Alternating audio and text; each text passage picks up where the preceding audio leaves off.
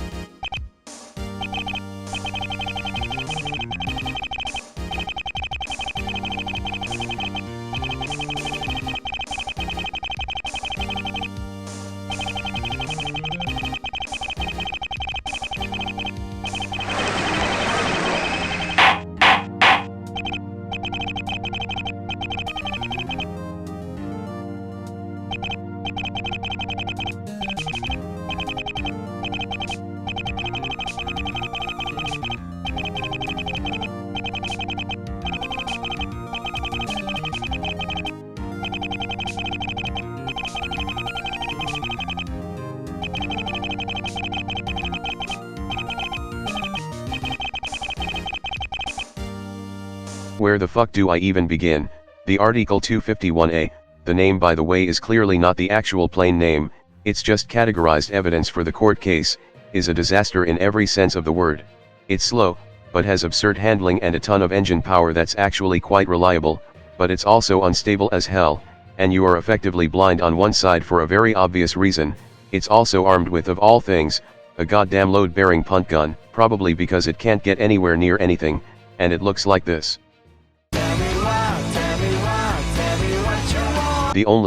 The one and only upside to this plane, is that it's thankfully not fucking real. Thank God. I think I'm gonna have cyberpsychosis if it's real.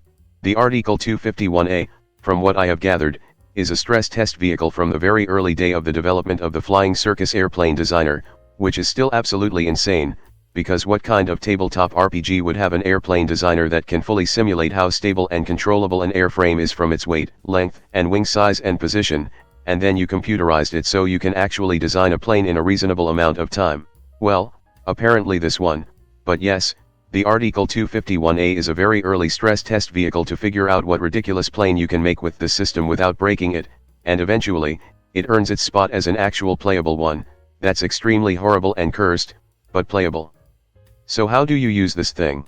Here, you don't fly this plane to be good at fighting others, you fly this plane because you are either brave or drunk or insane enough to fly it, and anyone that sees this plane coming towards their way will scream in confused panic faster than a fisher could creep them out. Alternatively, you have such a high handling that you can dogfight against anyone too stupid to not run away immediately, and you also have a punt gun. I'm not sure why you even bother to ask, but no, there's no variant for this plane. Next, we have the final contestant for the most cursed plane in history, the Dr. Sonnwende's bargain. It's American. Role, scam, served with, various dupes, first crash, 1596, strengths, terminal velocity, weaknesses, any form of integrity. Dr. Sonnwende made his fortune as a bold and daring entrepreneur, which is to say, through a mixture of bunk medicine, insurance fraud, and pyramid schemes across the Fokker Kingdoms, which comfortably made him enough money to escape the law, and the country. As any good businessman did, he put that money to use making more money by investing in the war industry, selling desperate soldiers bulletproof vests that were anything but, and the UWF brass, a mine detector repurposed from common dowsing equipment.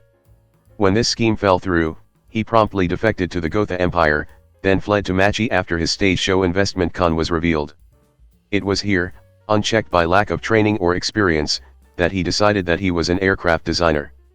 He quickly conned the Macchi procurement board into supplying a number of Meyer-Baron-Junge engines for his design, which he claimed its thin unsupported wings would allow it to flap like a bird, and that its speed would bypass Gotha's defenses to kidnap the Kaiser.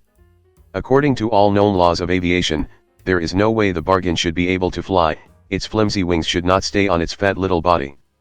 The bargain, somehow, flies anyway. Dogs whine and gremlins flee when it nears, while engineers have speculated the doctor sold somebody else's soul to a dragon to keep the wings on, hence the name. While reproductions of the bargain built from the original blueprints will fly, the slightest modification will see the laws of physics reassert themselves as it falls to pieces. The Christmas bullet which the Dr. Sonnwende's bargain is based on, is a mistake designed by a man named Dr. William Whitney Christmas, who has no experience in aircraft design or aeronautical work prior to designing the bullet and afterward too. The man was a doctor because, well, he was one. He graduated from George Washington University with a Doctor of Medicine medical degree, but this is also the 1900, where government surveillance doesn't exist and you can bullshit your way through anything. And supposedly, Dr. Christmas claimed that he did have experience in building an aircraft in 1908, but it just so happened that the aircraft he supposedly made as well as the blueprint for the aircraft were lost in a crash, or burnt down, or in one case, stolen, presumably by pigeons who just hated how it looked. And somehow, he was able to convince some investors with his tale to establish the Christmas Aeroplane Company, and for the next few years, the company's changed hands and investors dodged lawsuits and has made zero progress in basic aeronautics. The company would have eventually died out, if not for some guy shooting an archduke who wanted a sandwich, thus kick-starting World War I. With militaries across the globe, or just the Western nations really, in search for revolutionary designs that could win the war, Christmas was somehow able to convince his management and the US Army that his still non-existent biplane could be the perfect tool to kidnap Kaiser Wilhelm II.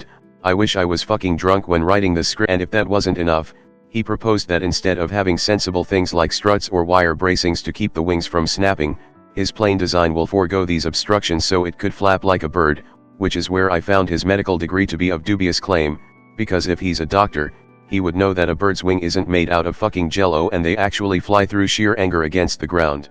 Thankfully, the plane development took so long that World War I eventually ended, thus making Christmas's plan to use his plane to kidnap the Kaiser politically inadvisable.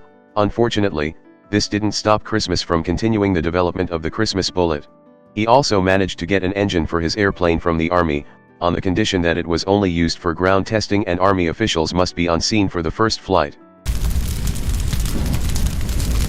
Without even bothering to tell the Army about the failed first flight and the total destruction of the engine he borrowed from them, Christmas quickly put out an ad on the Christmas bullet's high safety, controllability, and claimed that it achieved 197 mph in flight, which was probably the only thing true about the bullet with assistance from Mistress Gravity. A second bullet was created, with an entirely different engine sourced from God nowhere in the same year. Honestly, the worst thing about this story is that Dr. Christmas got off free with no consequence from his con, and he actually got paid by the Army, in 100,000 1923 US dollars. If you want more bullshits from this plane, you can check out the Christmas bullet videos from Rex's Hangar or Black Pants Legion. They clearly know more about this mistake than I do. Now, what does this say about the Dr. Sonnwende's bargain? If you were to ask me whether I will choose the bargain or the Ritter X Fokker, I will choose neither. If you say I must pick one and fly it at gunpoint, I will just shoot you. The Dr. Sonnwende's bargain is fast, very, the fastest thing in the book for sure. It even has decent engine power, reliability, visibility, stability, and 2 machine guns, but there's a problem. This is the problem. Forget actual bullet, you can break this plane just by sitting down too damn hard with your ass, so here's the question, how do you fly it safely?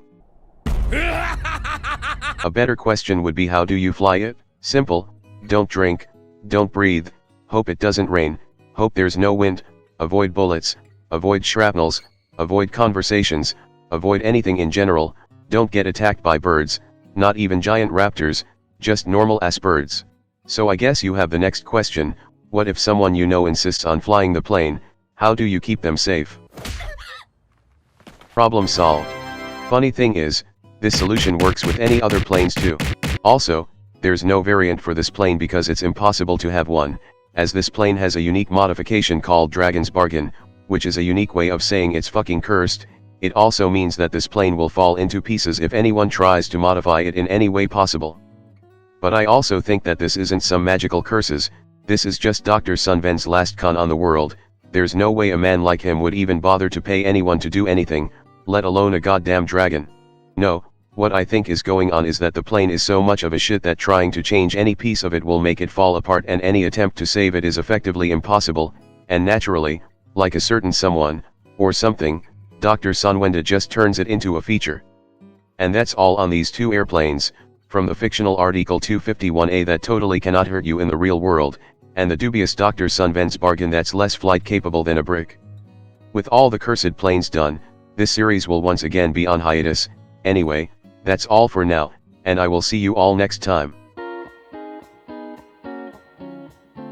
Hello there, if you like this video, please subscribe to my channel and click that notification bell button.